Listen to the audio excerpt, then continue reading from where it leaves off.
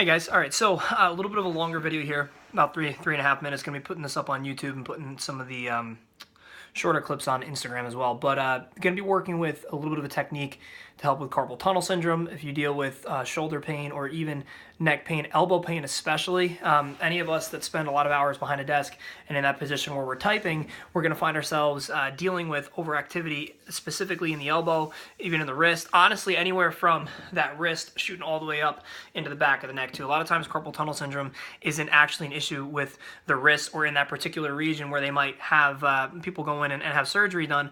A lot of times it has to do with the position of the shoulder blade in relation to the elbow, in relation to the wrist, which is why a lot of times people who might sit behind a desk for several hours a day and then they go to do a push-up, they're dealing with significant amount of wrist pain when they're doing that push-up because the shoulder blade's going to wing out. When the shoulder blade wings out, the elbow can't stay in line with the shoulder blade, and when the elbow can't stay in line with the shoulder blade, it can't stay in line with the wrist. So when they get into that position when they're up on their hands and they're getting ready to do that push-up, they're going to kind of almost have an oblique angle between the elbow and the wrist and the wrist in relation to the shoulder blade. So when they get in that position as they go down into their push-up, they're putting too much pressure on the outside of the wrist, and then it's a lot of times that can cause wrist pain as well as elbow pain. People like even work on throwing mechanics are going to deal with that as well.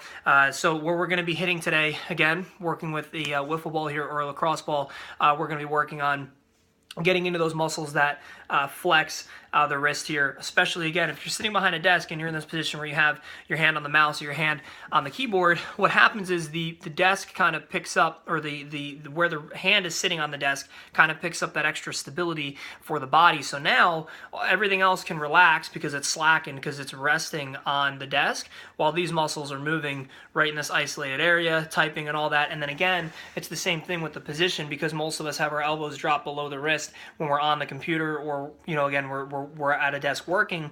It's going to put pressure, downward pressure here. The shoulder blade, because we get very, what would be called kyphotic, very rounded. The shoulders start to round, the elbows start to bow out away from the shoulder, and then there's again that oblique angle between the elbow and the wrist, which will cause some of that pain. So this technique again, this is by way of functional patterns, not just myself. I didn't come up with this technique myself, but again, pretty straightforward. I'm going to move the camera here to see if you guys can get a little bit of a better angle, but we're going to be working with the lacrosse ball here, or the wiffle ball again, and we're going to try to target the inside here of the forearm. All I'm going to do is just rest on top of the lacrosse ball here, on top of the wiffle ball, try to keep the wrist as relaxed as I can here, and honestly right away I'll start to feel a lot of tension in this particular area. I might even start to feel a little bit of a release down towards the elbow, might even get a little bit tense towards the elbow and start to diminish. I can also tighten and form a little bit of a fist.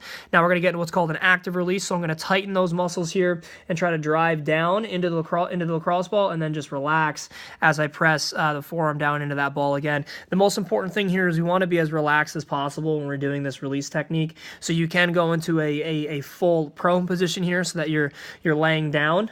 Because of the camera and the angle that I can really only get on here since I'm filming this myself, I'm just down in a seated position here. Again, I'm just keeping the pressure on the inside here. Once that starts to release a little bit, I can move up a little bit closer to the wrist. I can also come in a little bit closer towards the elbow. For me, that's going to be the more tender spot. The tricep is going to start to track into this part of the area of the muscle as well, which could cause a little bit of extra pain in there, which is maybe another video for another day. But again, spend as much time as you need here. This should be pretty tender. The wiffle ball is actually pretty light. The lacrosse ball would probably be my best bet for this release technique, but again, this is all I have in front of me right now, so this is what I'm using. So hopefully this works, and again, leave any comments, share, let me know if you guys have any questions. I'm usually pretty good at answering and responding to those.